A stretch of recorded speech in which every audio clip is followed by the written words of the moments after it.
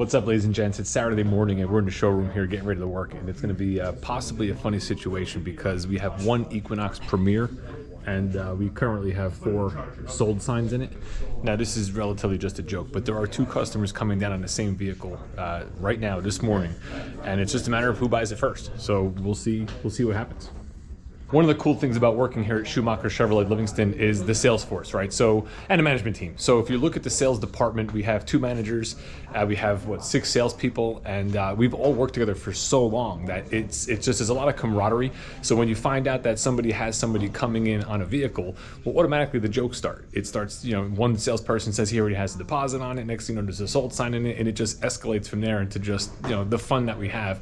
Meanwhile, we're probably really, stressing out one particular salesperson that truly has that customer coming in on that vehicle right now this morning. They're actually with him now, so hopefully he sells it. We'll see what happens.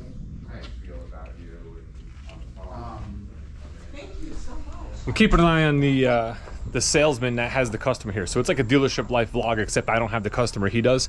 They actually have a Mercedes trade-in. So that throws a wrench into things, you know, because he's considering his Equinox sold, like he has somebody on it and they're ready to go. But you still gotta negotiate a deal. Now we're selling our Equinox at our price and there's no negotiating on that price. So really the main thing is he gonna be happy with his trade value to put that deal together? So that's what we have to wait and see. But that's where salespeople will also, you know, get maybe a little anxious about, overzealous, anxious.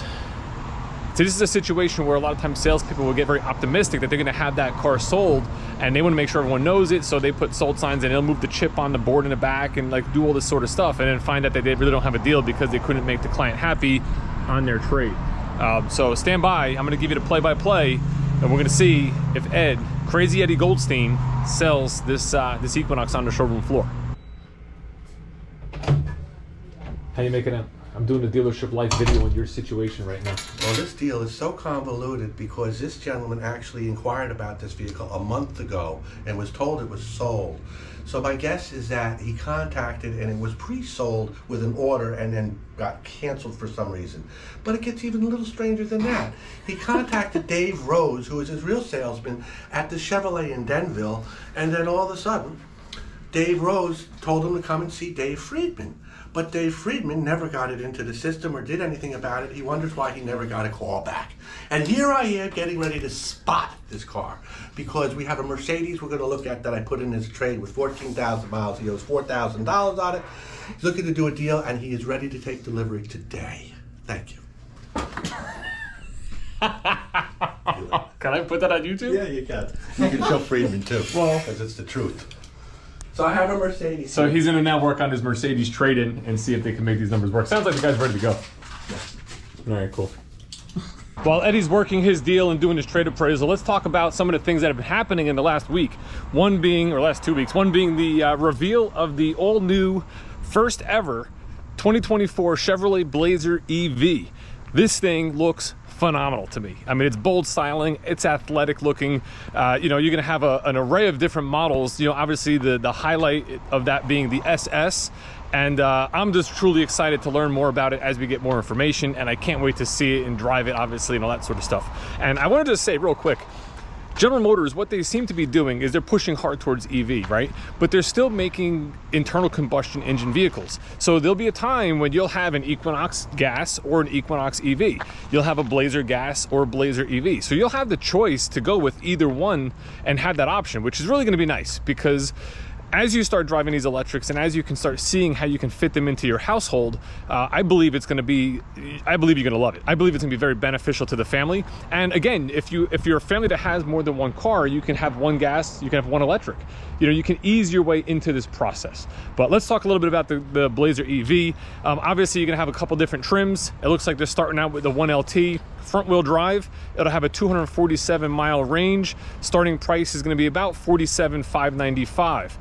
Then you have a 2LT, you'll have an RS, and then you'll have the SS. Now, the big thing with the SS is you're gonna have 557 horsepower, 648 pound-feet of torque. Awesome amount of performance. It looks like 0 to 60 with wide open watts is going to be under 4 seconds. That SS will also have a Brembo brake package. Obviously, with all that performance, you want to be able to stop the vehicle. So that's really good. And of course, you'll have your regen on demand and your one pedal driving, all that sort of stuff as well. Looking at all the pictures and things like that, the vehicle looks wider to me. It looks a little wider and a little longer than the regular Blazer. I don't know if that's really going to be the case or it's just the way it looks in print. I love the styling of it. I think it looks fantastic. I love the red interior on the SS. I think that looks phenomenal. And of course, you can't discredit the screens in the front dash of that car. It looks great. You know, a lot of people criticize Chevrolet interiors. Well, as these electrics come out, you're going to be blown away with the way these cars look, how easy they are to operate, and just you know, just how awesome they're really going to be. One feature that the Blazer EV is going to have is hands-free start. So like I just got in my Chevrolet Bolt. When I get in, I put my foot on the brake. I have to press the button to start the vehicle. With the Blazer EV, you'll be able to close the door. As long as your key fob is in the vehicle, when you put your foot on the brake, that's going to authorize, or the key fob is going to authorize the start, and you're ready to go. So it's basically hands-free start. You're not going to have to actually hit the button anymore. That's one cool thing I'd like to point out about what I've read on that Blazer EV. One thing, however, that does concern me about that Blazer EV is the charge door. So let's look at the Bolt, right? The Bolt, you open this up, you have a nice wide open area. On the Blazer EV, there's gonna be like a powered system. So you're gonna push on it and it looks like it slides down. So the door is like gonna be in this section here. And my one concern is this charge cord, is this actually gonna be able to clear that opening? So when you plug this in, are you gonna have the clearance to that door? Now, I'm sure they planned it out and you do actually have that clearance. And what I will say is that they always show you plugging into the car directly across from the charger, like parallel to the charger. But when you go to most of these chargers, the charger is actually in the middle of the parking spot in front of you, which means the cord has to come around. So you pull into a spot at a public charger, you're basically pulling in straight head on into the charger. And again, the charger is usually in the middle of the parking spot.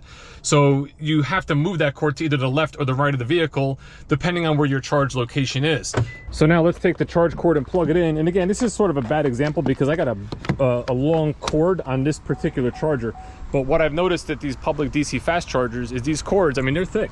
They're not necessarily as maneuverable. And when you have it in the middle of the car, something like this, that cord has to be able to clear that door that's hanging down. Actually, if you look here on my car, you might be able to barely see it, but there's some imperfections in the paint here. That's from the one charger by our house with this actually rubbing against the car. But you really have no way around it because there's only so much slack on the cord itself. And again, with that door and that Blazer being in that section, I'm just wondering if that's one day gonna cause a problem. We'll have to wait and find out. Other than that, I'm blown away by what the Blazer looks like. I think it's going to be a fantastic addition to the Chevrolet vehicle lineup, and I'm looking forward to seeing it, in about a year when they come out.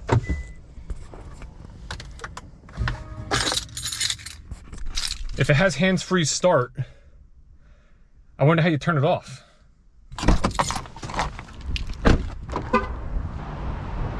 Uh-oh.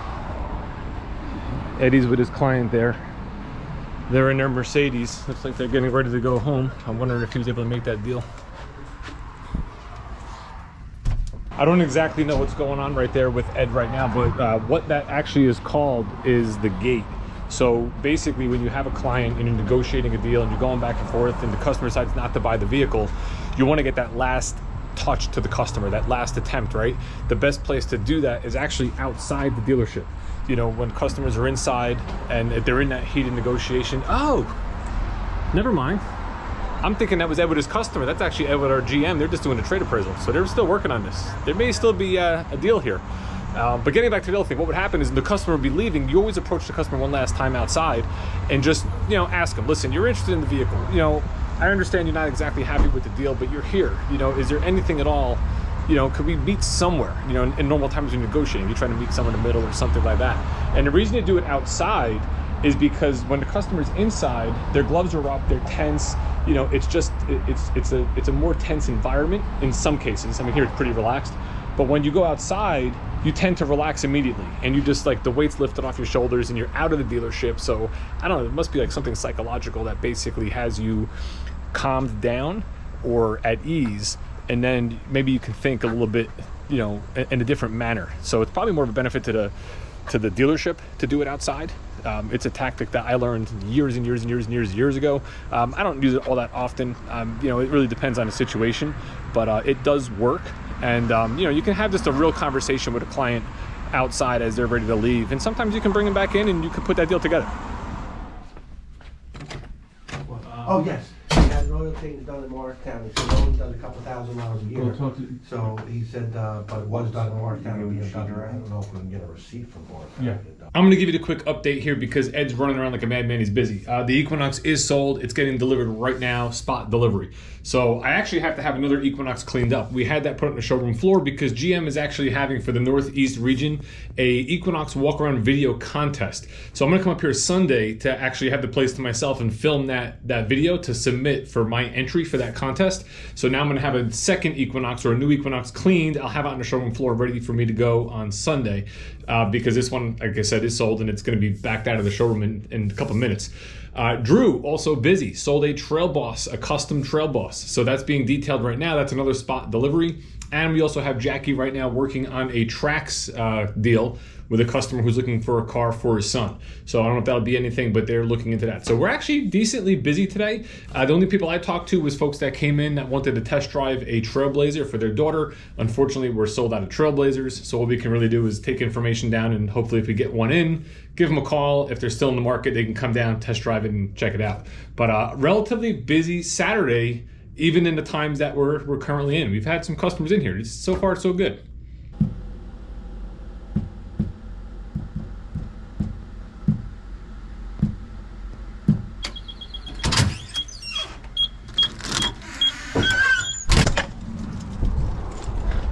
Okay, I just got an appointment set up for myself for in about 30 minutes on a Traverse. Customer bought a Suburban from me years and years and years ago.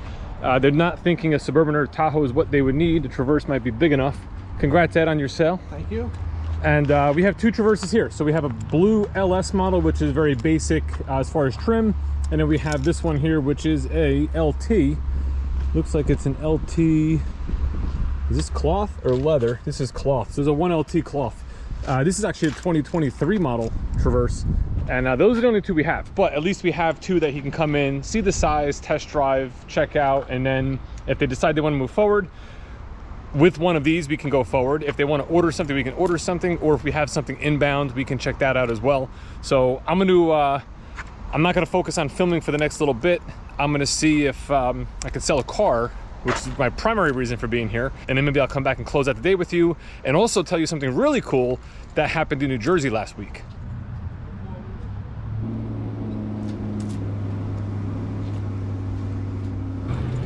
Thanks to those Dave B YouTube videos, everything worked great. I showed him the active cruise. Whoa, what was that? What the hell was that? I don't know. I showed him the active cruise and the camera. It was Loved great. it. Yeah. It's awesome, man. The best videos out of the world. What Ed was just talking about is his customer that bought the Equinox. Wanted to know how this buckle to shift. Come on. Come on. Oh, come on. Where was I? The customer bought the Equinox, wanted to know how the adaptive cruise control works. So Ed went on YouTube to say, let's find a video that shows how the adaptive cruise control works in an Equinox. And he found, of course, one of the first videos that came up, which was mine. So it's pretty funny. The guy got to watch and then he sees me walking around. He's like, hey, you're the guy in the video. Yeah, that sort of thing. My customer on the... Make sure you sell it. No, it's Jackie's. Oh.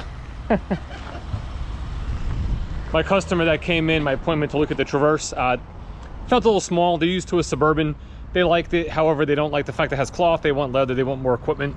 So because I only have two here right now with cloth, it's not something that they're going to do right now. We did actually go on a used car lot and we looked at two Traverses here as well as a Suburban.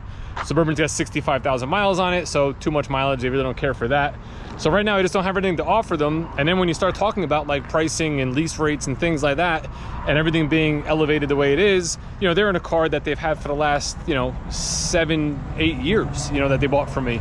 Probably a little bit more than that actually. They bought it in, I forget when they bought it. I think they bought it in 2010 actually. So it's 12 years that they're driving a Suburban. It just broke 100,000 miles. So they're just in the process of saying maybe we'll replace it.